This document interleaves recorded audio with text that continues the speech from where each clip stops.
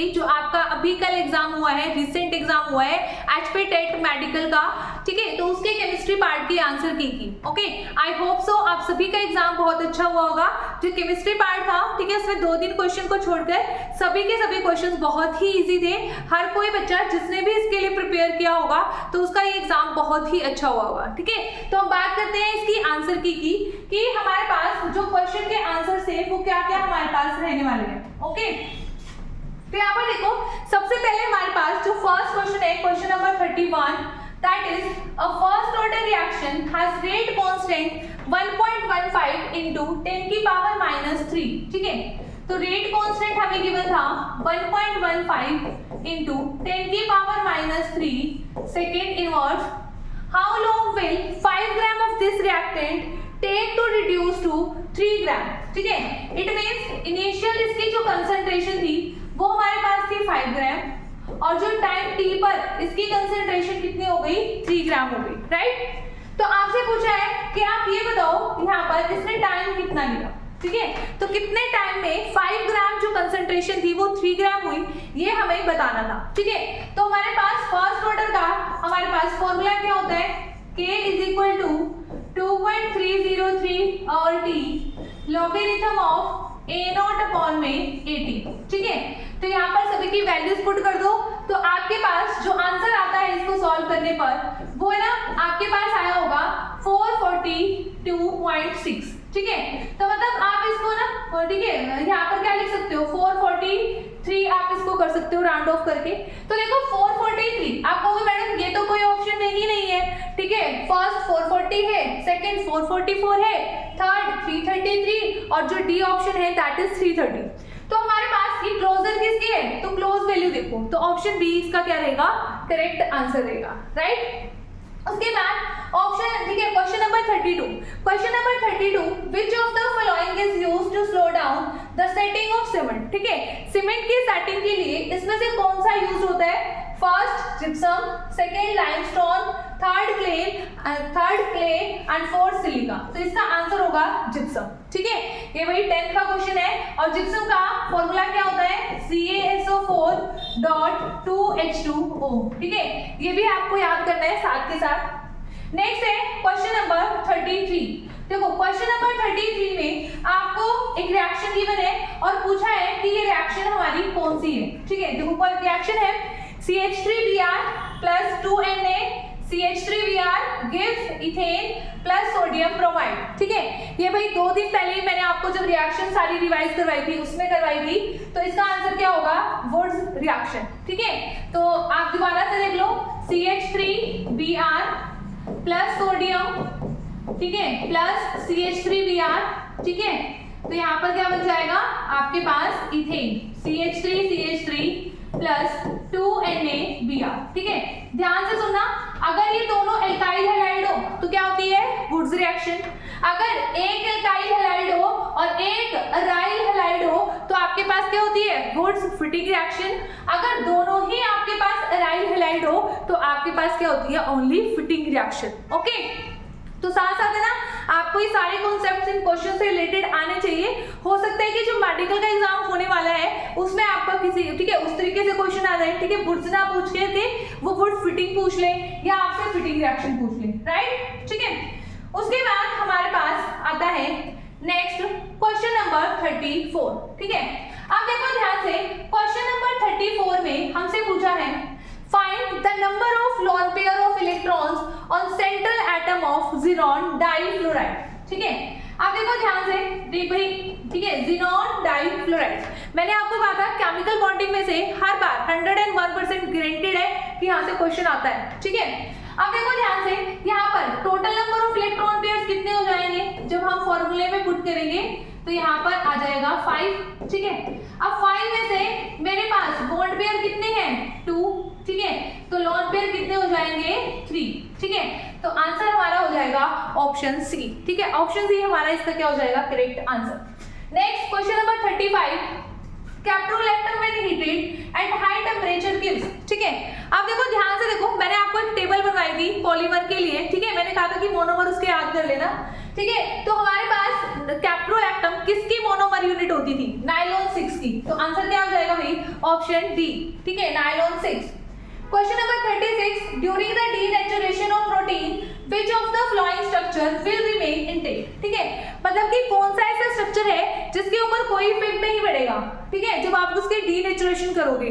Denaturation का मतलब क्या है, वो अपना नेचर चेंज कर लेता है जब हम उसकी पीएच चेंज करते हैं, टेम्परेचर चेंज करते हैं, ठीक है, जैसे आपका जो मिल्क है, ठीक है, जब हम उसकी पीएच चेंज करते हैं तो मिल्क कन्वर्ट किस में हो जाता है, कर्ड में, है ना, कर्ड में कन्वर्ट हो जाता है, तो वो भी क्या है, आपका डीनेचुरेशन ऑफ प्रोटीन का एग्जांपल है, ठीक है, तो इसका आंसर होगा ऑप्शन ए, ठीक है, प्राइमरी स्ट्रक्चर।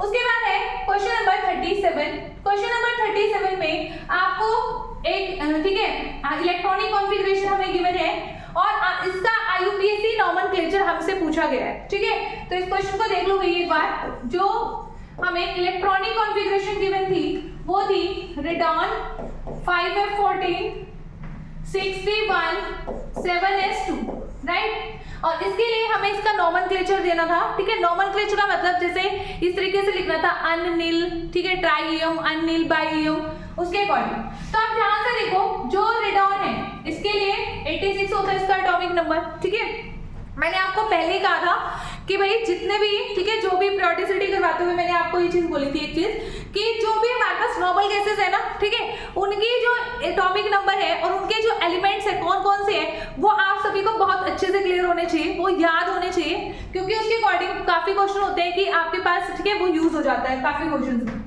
तो 86 + 14 + 1 + 2, तो यहाँ पर कितना बन गया, 103, ठीक है, तो 1 के लिए क्या लिखते हैं, अन, 0 के लिए नील और 3 के लिए ट्राईइयम, ठीक है, अननील ट्राईइयम, तो ऑप्शन डी हमारा क्या हो जाएगा, इसका करेक्ट आंसर हो जाएगा, अननील ट्राईइयम, ठीक है, तो ये हो गया हमारा क्वेश्चन नंबर 37। उसके बाद हमारे पास आ जाता है क्वेश्चन नंबर 38, ठीक है, अब क्वेश्चन नंबर 38 में क्या पूछ रहा है, कह रहा है how many electrons in an atom may have the quantum number n = 3 and l = 0, ठीक है, क्या गिवन है, n = 3 l 0, मींस ये कौन सा ऑर्बिटल है, 3s, ठीक है, क्योंकि l = 0 किसके लिए होता है, s के लिए होता है, ठीक है, और s में एक ही ऑर्बिटल होता है, मैक्सिमम कितने इलेक्ट्रॉन आ सकते हैं, 2, तो ऑप्शन सी हमारा क्या हो जाएगा, इसका correct answer.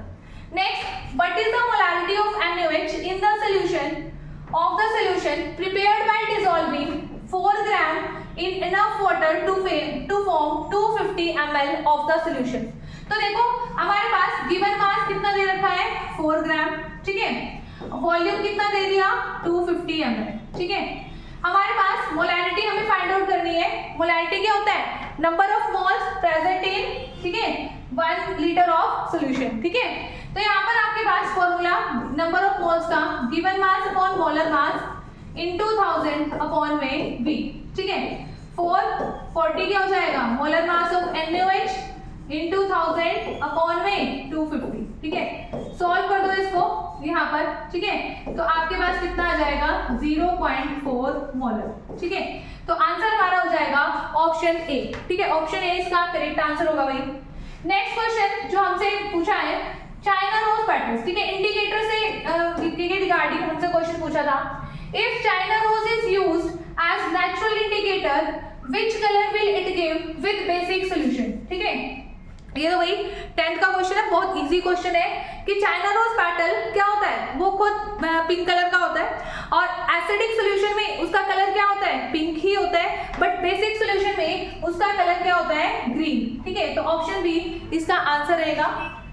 Next question number 41, which metal produces hydrogen gas on reaction with dilute hydrochloric acid as well as sodium hydroxide solution, ठीक है, वो कहते हैं इसमें से कौन सी मेटल है जो एसिड के साथ HCl के साथ भी रिएक्ट करेगी और सोडियम हाइड्रोक्साइड के साथ भी रिएक्ट करेगी और क्या प्रोड्यूस करेगी, हाइड्रोजन गैस, ठीक है, तो एक बात याद रखना, 3 मेटल्स होती हैं, ठीक है, जो एसिड और बेस दोनों के साथ रिएक्ट करती हैं, कौन कौन सी, एल्यूमिनियम, जिंक एंड लेड, और इन्हीं तीनों मेटल के ऑक्साइड्स क्या होते हैं, एम्फोटेरिक इन नेचर, ठीक है, मैं इसलिए आपको ये बता रही हूँ, हो सकता है वही मेडिकल वालों के एग्जाम में यहाँ से क्वेश्चन आ जाए, ठीक है, तो आंसर क्या हो जाएगा? ऑप्शन सी, एल्यूमिनियम हमारा इसका आंसर हो जाएगा। ठीक है, ऑप्शन क्वेश्चन नंबर 41 का। नेक्स्ट हमारे पास आता है क्वेश्चन नंबर 42। अब क्वेश्चन नंबर 42 में हमसे क्या पूछा था? Which of the following non-metal reacts and catches fire exposure to air? ठीक है, नॉन मेटल पूछा बच्चों इसमें, नॉन मेटल ना कि मेटल। ठीक है, ऑप्शन दिए हुए हैं फास्फोरस, सल्फर, सोडियम, नाइट्रोजन।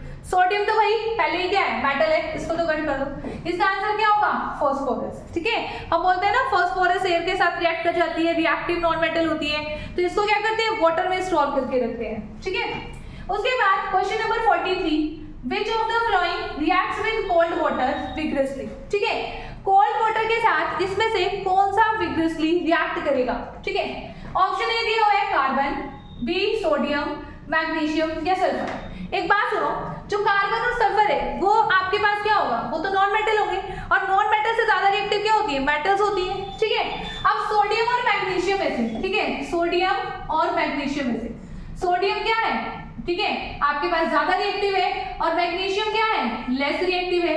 अब अगर ये लेस रिएक्टिव है तो ये किसके साथ रिएक्ट करती है? जब हम पढ़ते हैं बॉइलिंग वाटर के साथ। ठीक है, हमने पढ़ा था ये किसके साथ रिएक्ट करती है? Boiling water. और जबकि जो हाई रिएक्टिव मेटल होती है sodium, potassium, calcium, they will react with cold water, है ना। तो यहाँ पे इसका आंसर क्या हो जाएगा? Option B. Okay, next, the plastic that is used to coat uniform of fireman to make them fire proof is. ठीक है भाई, ये क्वेश्चन मैंने बहुत बार एग्जाम में बताया था कि इससे रिलेटेड ये क्वेश्चन बहुत बार आ जाता है। ठीक है, फायरमैन की ड्रेसेस में कौन सा पॉलीमर यूज होता है? देखो, दो क्वेश्चन आए हैं पॉलीमर से। ठीक है, तो आपके पास आंसर क्या हो जाएगा? मालेमाइन। ठीक है, और टाइम नहीं लगता भी बहुत ज्यादा पॉलीमर पे, है ना। पॉलीमर छोटा सा चैप्टर है, छोटी सी यूनिट है, और यहाँ से देखो दो क्वेश्चन आपके आए हुए हैं। ठीक है, नेक्स्ट है question number 45, which fibre is also known as artificial silk. ठीक है, वो छोटी क्लासेस से पढ़ते हुए आए हैं। आर्टिफिशियल सिल्क हम किसे बोलते हैं? रेयॉन को। क्यों? क्योंकि जो इसका टेक्सचर होता है वो किसके जैसा होता है? सिल्क के जैसा होता है, तो इसलिए इसका आंसर हो जाएगा ऑप्शन बी, राइट। ठीक है, उसके बाद हम नेक्स्ट क्वेश्चन की बात करते हैं, दैट इज क्वेश्चन नंबर 46। ठीक है, 46 तो भाई ये तो बच्चे को आंसर पता होगा इसका, मुझे नहीं लगता कि किसी का भी ये क्वेश्चन गलत होगा। क्वेश्चन क्या पूछा था? Which non-metal is liquid at room temperature? non-metal पूछा है। मेटल कौन सी होती है लिक्विड रूम टेम्परेचर पर? मरकरी। और नॉन मेटल कौन सी होती है? ब्रोमीन। ठीक है, तो ऑप्शन बी इसका आंसर रहेगा। उसके बाद है क्वेश्चन नंबर 47 में पूछा है, एक रिएक्शन है A+B gives C+D + Q, है ना। मतलब हीट उसमें क्या हो रही है? यहाँ पर रिलीज हो रही है। ठीक है, हीट क्या हो रही है? रिलीज हो रही है। हाँ भाई, +Q दिया हुआ है, ध्यान से देखो, +Q मतलब हीट रिलीज हो रही है। हीट रिलीज का मतलब डेल्टा H क्या है? Negative. Is found to have a positive entropy change, the reaction will be. ठीक है, अब देखो delta G is equal to delta H minus T delta S। ठीक है, अब है ना, एक रिएक्शन को स्पॉन्टेनियस होने के लिए डेल्टा G क्या होना चाहिए? नेगेटिव। क्वेश्चन में उसने दे दिया जो डेल्टा S है ना वो हमेशा क्या होगा? पॉजिटिव, और डेल्टा H भी इसके लिए क्या दे रखी है? नेगेटिव। अब मेरी बात ध्यान से सुनो, अगर डेल्टा G तुम्हारा नेगेटिव है, ठीक है, और ये तुम्हारी वैल्यू पॉजिटिव है, तो आंसर हमेशा किस में आएगा? नेगेटिव में तो आएगा भाई। ठीक है, चाहे टेम्परेचर आपका क्या हो? हाई हो, चाहे टेम्परेचर लो हो, हमेशा वैल्यू क्या आनी है? Delta G negative. तो आपके पास इसका आंसर हो जाएगा पॉसिबल एट एनी टेम्परेचर। ठीक है, देखो फर्स्ट ऑप्शन दिया था possible at high temperature, possible only at low temperature and not possible at any temperature. ठीक है, और क्या है? Possible at any temperature. तो ऑप्शन डी इसका क्या हो जाएगा? Correct answer. ठीक है भाई, सारे क्वेश्चन बिल्कुल जो हम पढ़ाए हुए थे उसमें से ही थे। स्पॉन्टेनिटी का मैंने अलग से टॉपिक कराया था। ठीक है, तो यहाँ पर ऑप्शन डी क्या रहेगा इसका correct answer. Next question number 48। Question number 48 में आपसे पूछा था, on a ship sailing in Pacific Ocean where temperature is 23.4 degrees Celsius, balloon is filled with 2 liter air. What will be the volume of balloon when the ship reaches Indian Ocean when temperature is 26.1 degree Celsius? अब देखो ध्यान से, आपके पास T1 की value, सारे parameters लिख लो। ठीक है, देखो चार्ज लो, बॉयज लो, ये होते हैं ना। ठीक है, यहाँ पे ये वाला क्वेश्चन यूज हुआ है, ये वाला फॉर्मूला यूज होगा। T1 आपको गिवन है, V1 आपको गिवन है। ठीक है, उसके बाद T2 आपको गिवन है दैट इज 26.1 डिग्री सेल्सियस, और उसके बाद V2 आपसे पूछा है, ठीक है। तो कौन सा फॉर्मूला लगेगा भाई, चार्ल्स लॉ वाला फॉर्मूला लगा दो, ठीक है। V1/T1 is equal to V2/T2, ठीक है। एक चीज और, पहले डिग्री सेल्सियस है ना, इनको किस में कन्वर्ट कर लेना, इन केल्विन, ठीक है। हमेशा जब डिग्री सेल्सियस गिवन होता है ऐसे क्वेश्चंस में, बॉयज लॉ वगैरह में, इनको किस में आप चेंज करोगे, इन केल्विन, ठीक है। तो यहाँ पे इन दोनों टेम्परेचर को आप चेंज कर लोगे केल्विन में, ठीक है। यहाँ पर वैल्यू पुट कर दो, ठीक है। V2 को x मान लेना भाई, ठीक है। तो आपके पास आंसर आ जाएगा option number A. Option number A इसका क्या आ जाएगा, हमारा करेक्ट आंसर हो जाएगा, ठीक है। उसके बाद आपके पास नेक्स्ट क्वेश्चन आता है, क्वेश्चन नंबर 49, ठीक है। अब देखो कुछ बच्चे ना क्वेश्चन नंबर 49 में हो सकता है कंफ्यूज हो गए होंगे, है ना। बट यहाँ पर ना एक चीज बड़े, ठीक है, बड़े अच्छे से लिखी हुई थी कि आपको रिएक्टिविटी बतानी है किसकी, fluorine, chlorine, oxygen and nitrogen की, ठीक है, and nitrogen chemical reactivity in terms of oxidising property, ठीक है। तो ये बहुत इंपॉर्टेंट है भाई, in terms of oxidising property. अब देखो सबसे पहले हमारे पास ऑक्सीडाइजिंग प्रॉपर्टी के लिए हम क्या देखेंगे कि भाई हमारे पास है ना, इसमें से सबसे ज्यादा इलेक्ट्रोनेगेटिव एलिमेंट कौन सा है, ठीक है। सबसे ज्यादा इलेक्ट्रोनेगेटिव का मतलब क्या है, ठीक है, उसकी इलेक्ट्रॉन को अपनी तरफ अट्रैक्ट करने की टेंडेंसी क्या होगी, ज्यादा, ठीक है। तो जितना ज्यादा इलेक्ट्रोनेगेटिव होगा उतनी ही क्या होगी, उसकी ऑक्सीडाइजिंग पावर होगी। तो आपके पास, हमारे पास, ठीक है, फ्लोरीन सबसे ज्यादा, फिर ऑक्सीजन, क्योंकि ऑक्सीजन इससे क्लोरीन से ज्यादा इलेक्ट्रोनेगेटिव होता है, फिर क्लोरीन और फिर नाइट्रोजन। तो ऑप्शन क्या हो जाएगा, सॉरी मेरी, ठीक है। यहाँ पर आपका जो ऑप्शन है वो क्या हो जाएगा, fluorine, oxygen, chlorine and then nitrogen. Option B is correct answer, ठीक है। ऑप्शन बी हमारा क्या हो जाएगा, इसका करेक्ट आंसर हो जाएगा। उसके बाद है ऑप्शन नंबर बी, ठीक है। Option number B, sorry question number 50। Question number 50 में क्या पूछा है, consider the element boron, aluminium, magnesium and potassium, the correct order of metallic character is. Metallic character का आपको ऑर्डर बताना है, तो ध्यान से देखो, ऐसे अरेंज कर लो। फर्स्ट ग्रुप में पोटेशियम आएगा, ठीक है। सेकंड ग्रुप में यहाँ पर मैग्नीशियम आएगा, फिर यहाँ पर एल्यूमिनियम और यहाँ पर बोरॉन, ठीक है। अब जैसे जैसे हम डाउन द ग्रुप मूव करते हैं तो मेटालिक कैरेक्टर क्या होता है, इंक्रीज, ठीक है। मेटालिक कैरेक्टर इंक्रीजेस, ठीक है। Metallic character increases down the group, और अक्रॉस अ पीरियड क्या होगा, मेटालिक कैरेक्टर डिक्रीज। सिंपल सी चीज है, डाउन द ग्रुप इलेक्ट्रॉन को लूज करने की टेंडेंसी क्या होती है, increase, that's why metallic character increases, ठीक है। तो देखो सबसे ज्यादा मेटालिक तो क्या होगा, पोटेशियम। फिर देखो across a period metallic character decrease होता है, और देखो बोरॉन सबसे कम हो गया, बोरॉन सबसे कम हो गया क्योंकि सबसे ऊपर प्रेजेंट है अभी। यहाँ पर फिर मैग्नीशियम और फिर क्या होगा, एल्यूमिनियम। तो कौन सा ऑप्शन आ गया भाई, ऑप्शन डी, ठीक है। Potassium, magnesium, aluminium and then boron, ठीक है। नेक्स्ट क्वेश्चन है question number 51, that is the acid present in sponge is, ठीक है भाई, पालक में, ठीक है, स्पंज में हमारे पास कौन सा एसिड प्रेजेंट होता है, इसका तो डायरेक्ट आंसर है भाई, दैट इज ऑक्सैलिक एसिड, ठीक है। एसिटिक एसिड विनेगर में होता है, फॉर्मिक एसिड आंट स्टिंग में होता है, ठीक है, नेटल स्टिंग में होता है, ऑक्सैलिक एसिड टोमेटो में होता है या स्पिनच में होता है, लैक्टिक एसिड कर्ड में होता है, ठीक है। तो आंसर क्या होगा, option number C. Question number 52, litmus is extracted from, ठीक है, इसका तो सबको आंसर पता होना चाहिए, ऑप्शन नंबर बी, ठीक है। हमारे पास जो लिटमस किससे ऑब्टेन होता है, हमारे पास, ठीक है, यहाँ पर से, तो इसका आंसर क्या होगा, ऑप्शन नंबर बी, राइट। उसके बाद हमारे पास नेक्स्ट क्वेश्चन आता है क्वेश्चन नंबर 53, ठीक है, क्वेश्चन नंबर 53, ठीक है। ये भाई बिल्कुल आप 8th लेवल पे क्वेश्चन पढ़ते हो, ये क्वेश्चन था, Which part of the flame is used by goldsmith for melting gold and silver, ठीक है। गोल्डस्मिथ मतलब सुनार भाई, गोल्ड और सिल्वर को मेल्ट करने के लिए फ्लेम की कौन सी जोन का यूज करता है, ठीक है, आउटर जोन। आंसर क्या होगा, आउटर जोन।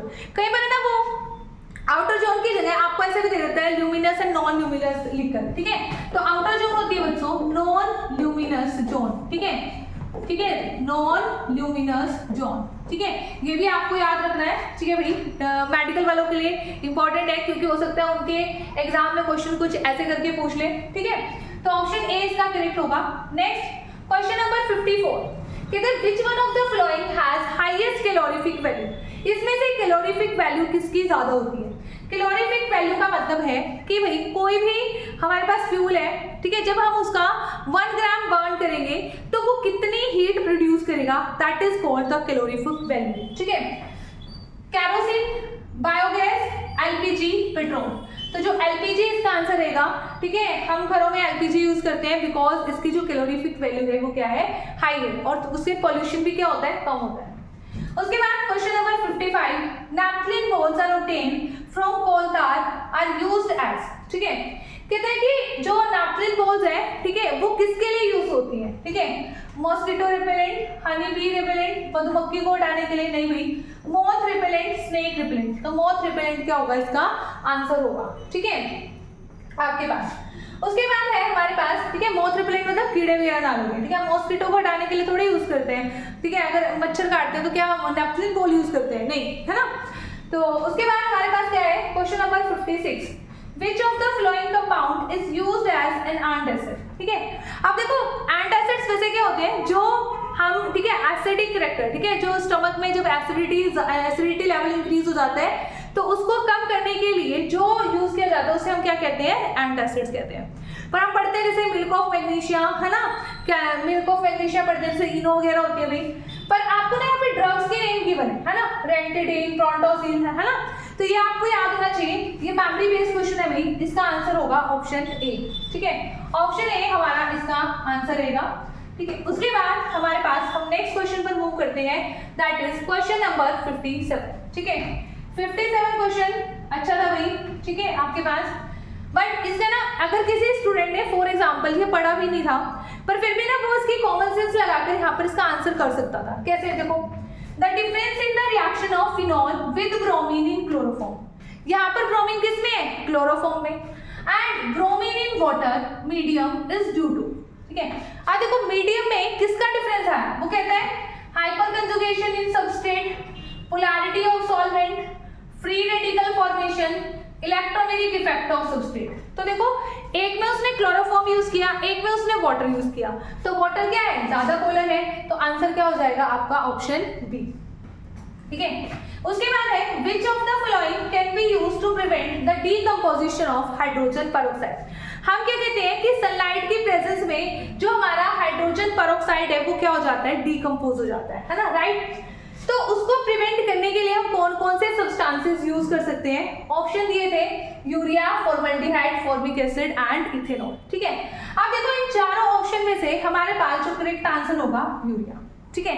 अब इसके अलावा भी आप ये चीज समझ लो कौन कौन से यहाँ पर सब्सटेंसेस यूज किए जा सकते हैं for the prevention of decomposition of hydrogen peroxide, that is, ठीक है, एक तो यूरिया ही हो गया भाई, ठीक है, एक एसिटाइलाइड, एक एसिटामाइड, ठीक है। तो ये भी आप याद करोगे, एसिटाइलाइड एंड एसिटामाइड, ठीक है। ये हमारे पास किसके लिए यूज किए जाते हैं, ये यूज किए जाते हैं हमारे पास इसके डीकंपोजिशन को रोकने के लिए। एक और लर्न कर लो, सोडियम स्टैंडेड, सोडियम स्टैंडेड, ठीक है, सोडियम स्टैंडेड, आई जे समझ में। उसके बाद हमारे पास क्वेश्चन नंबर 59, ठीक है। क्वेश्चन नंबर 59 में क्या है, some drugs bind to a site other than the active site, मतलब कि कुछ ड्रग्स है ना वो एक्टिव साइट पर बाइंड नहीं होती, वो किसी और साइट पर बाइंड होती है।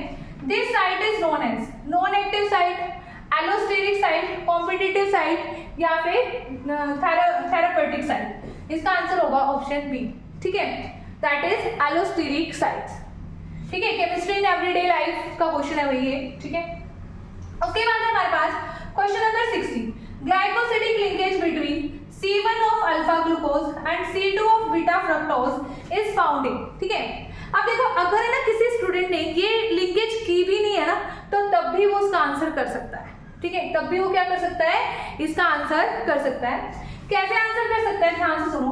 देखो आपके पास जब हम हाइड्रोलिसिस करते हैं किसकी, सुक्रोज की, तभी हमारे पास ग्लूकोज और फ्रक्टोज प्रेजेंट होता है ना। ग्लूकोज और 1 यूनिट ग्लूकोज की और 1 यूनिट फ्रक्टोज की किसमें प्रेजेंट होती है, सुक्रोज में, इसलिए इसका आंसर क्या हो जाएगा, ऑप्शन बी, ठीक है। जबकि माल्टोज और लैक्टोज में ऐसा नहीं होता, ठीक है, तो इसका आंसर क्या हो जाएगा भाई, ऑप्शन बी।